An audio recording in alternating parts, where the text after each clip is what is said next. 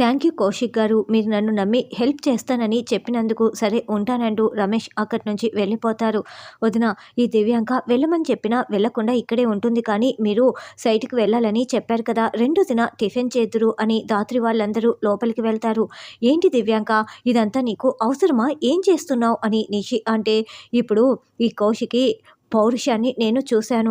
ఇప్పుడు పౌరుషంతో తల ఎత్తుకొని నేనే గెలుస్తానని చెప్పి వెళ్ళింది కదా, రేపు ఓడిపోయిన తర్వాత తల దించుకుంటుంది. అందుకే ఇప్పుడు ఇలా చూడ్డానికి వచ్చాను, నేనేంటో చూపిస్తాను అని దివ్యాంక అంటుంది. ధాత్రి కేదార్ ఇదంతా దూరం నుంచి చూస్తూ, ఈ నిషి ఏంటి ఇంతలా సంతోషపడుతోంది? ఖచ్చితంగా దివ్యాంక ఏదో ప్లాన్ చేస్తోంది, ఈ నిషి సహాయం చేస్తున్నట్లు ఉంది ధాత్రి అని కేదార్ అంటే, మనం చూసుకుందాం అని ధాత్రి చెప్తుంది. జగదాత్రి, ఇప్పుడే సైడ్ దగ్గరికి వచ్చాను, సరే ఉంటాను అంటూ కౌశికి ఫోన్ పెట్టేస్తుంది. పనులన్నీ సవ్యంగా జరుగుతున్నాయి కదా అని అక్కడ ఉన్న మేనేజర్తో మాట్లాడుతూ ఉంటే, ఈ లోపలే పని వాళ్ళు, మేడం గుణపం తవ్వుతూ ఉంటే రక్తం అంటుకుంది మేడం అని కేకలు పెట్టడంతో, ముందు జాగ్రత్తగా తీయండి, అక్కడ ఏముందో చూద్దామని కౌశిక్ అంటుంది. మేడం, అమ్మాయి శవం ఉంది మేడం అని పని వాళ్ళు చెప్తూ ఉంటారు. మేనేజర్, పోలీసులకి ఇన్ఫామ్ చేయి, ఎవరిని కూడా ఇక్కడి నుంచి వెళ్ళొద్దని చెప్పు, స్ట్రిక్ట్గా ఫాలో చేయి అని కౌశికి చెప్తుంది. అత్తయ్య గారు, మీరు రోజంతా ఆ గదిలోనే ఉంటే అసలు బోర్ కొడుతుంది, ఇలా రిలాక్స్ అవ్వండి, కూర్చోండి, ఇదిగో కాఫీ తాగండి అని ధాత్రి సేవలు చేస్తూ ఉంటుంది. అప్పుడే కౌశిక్ దగ్గర నుంచి సుధాకర్కి ఫోన్ కాల్ రావడంతో మొత్తం వివరాలు చెప్తుంది. ఏంటి, అవునా అమ్మ కౌశికి అని సుధాకర్ ఫోన్ పెట్టేస్తాడు. ఏమైంది మావయ్య అని ధాత్రి కేదార్ అడుగుతూ ఉంటే, సైట్లో ఎవరో అమ్మాయి శవం దొరికిందంట, కాసేపట్లో న్యూస్లో కూడా ఈ న్యూస్ వస్తుందంట, మనం టెన్షన్ పడతామని ముందే కౌశికి ఫోన్ చేసి చెప్పింది అని సుధాకర్ అంటే, అసలు ఎవరు మన సైట్లో అలాంటి పని చేసి ఉంటారు, ఎవరు ఇదంతా చేసి ఉంటారు, అక్క క్షేమంగానే ఉంది కదా అని కేదార్ చెప్తుంటే, ఇంకెవరు, సైటు ఓనరే ఇదంతా చేశాడు అంటూ నిషి, యువరాజ్ అక్కడికి వస్తారు. అయినా వదిన బిజినెస్ని రన్ చేయలేకపోతున్నారు, యువరాజ్ని సీఈఓ చేయమని చెప్పాం కదా అని నిషి అంటే, అవును, నేను సీఈఓ అయి ఉంటే ఇలా జరిగి ఉండేదే కాదు అని యువరాజ్ అంటాడు. యువరాజ్ సీఈఓ అయి ఉంటే ఇప్పుడు ఆ పాతిపెట్టిన అమ్మాయి వాళ్ళ దగ్గరికి వెళ్ళి, మీరు ఈ అమ్మాయిని ఇక్కడ పాతిపెట్టకండి, ఇక్కడ సైటు మేము మొదలు పెడుతున్నాం, లేకపోతే ఆగిపోతుంది అని ముందే కనిపెట్టి యువరాజ్ చెప్పి ఉండేవాడా అని ధాత్రి అంటే, అంత కర్మ యువరాజ్కి ఏం పట్టింది, అయినా కూడా ఎవరు చంపారో యువరాజ్కి ముందే ఎలా తెలుస్తుంది అని నిషి అంటుంది. కదా నిషి, ఎవరో వచ్చి మన సైట్లో బాడీని బోడిస్తే మరి అక్కకి ఎలా తెలుస్తుంది, అక్కకేం సంబంధం అని కేదార్ అంటే, అయినా చనిపోయింది అక్కడ ఒక అమ్మాయి, ఆ అమ్మాయి కూడా ఒకరికి కూతురో అమ్మనో అయి ఉంటుంది కదా, మరి జాలి చూపించకుండా బిజినెస్ లాస్ గురించి మాట్లాడుతున్నావు, నీకు బుద్ధుందా అంటూ ధాత్రి నిలదీస్తూ ఉంటుంది. వీళ్ళు ఇలా మాట్లాడితే ఆశ్చర్యపోన అవసరం లేదులేమ్మా, అక్కడ సైట్లో కౌశికి టెన్షన్ పడుతూ ఉంటుంది, పదండి వెళ్దాం అని సుధాకర్, ధాత్రి, కేదార్ ముగ్గురు బయలుదేరి వెళ్తారు. అత్తయ్య, అక్కడ ఏం జరుగుతుందో మేము కూడా వెళ్తాము, జాగ్రత్త అంటూ నిషి, యువరాజ్ కూడా బయలుదేరి వెళ్తారు.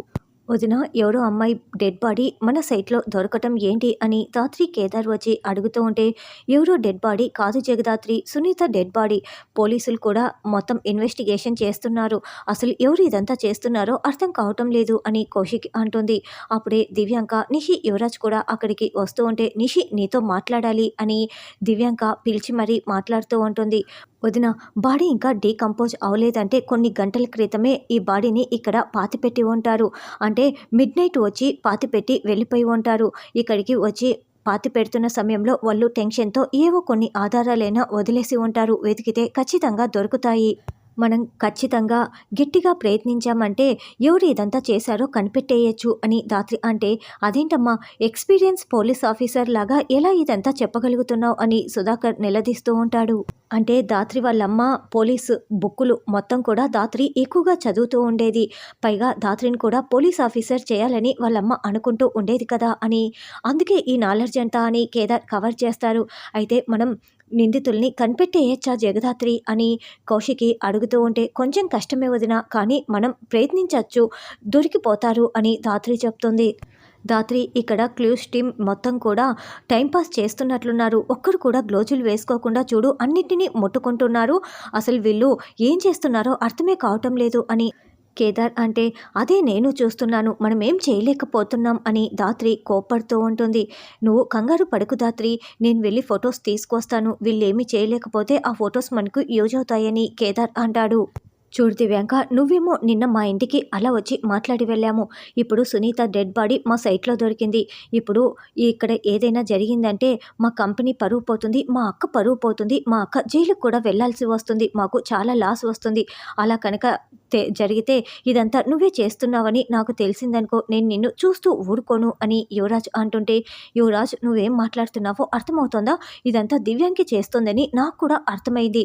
అయినంత మాత్రాన దివ్యాంగిని అలా తిడుతున్నావు ఏంటి అని నిషి అంటే, చూడు యువరాజ్, అలా జరిగితే నీకే మేలు కదా, ప్రాజెక్ట్ ఆగిపోతుంది, ఇదంతా కౌశికి చేసిందని చెప్పి కౌశికి జైలుకు వెళ్తుంది.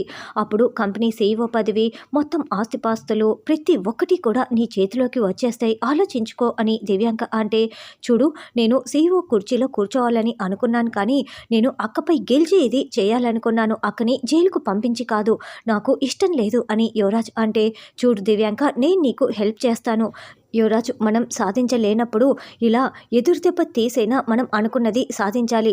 చూడు దివ్యాంక, నా వైపు ఖచ్చితంగా యువరాజ్ తిరుగుతాడు, కొంచెం ఆలస్యం అవుతుంది, నువ్వు మాత్రం నీ ప్లాన్ రెడీ చేసుకో అని నిషి అంటే, సరే పార్సెల్ని మీ కార్లో పెట్టిస్తాను, తర్వాత ఏం చేయాలో మొత్తం నువ్వు చూసుకో అని ఏదో ప్లాన్ చెప్తుంది.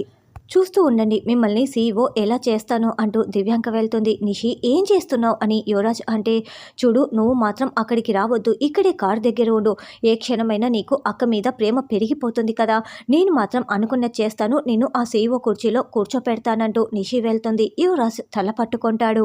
బాబాయ్, నేను సురేష్కి ఫోన్ చేశాను, రమేష్ని ఇక్కడికి తీసుకువస్తున్నాడు అని కౌశికి చెప్తోంది. నేను ఫోటోలన్నీ తీసేశాను దాత్రి అంటూ కేదార్ అక్కడికి వస్తాడు.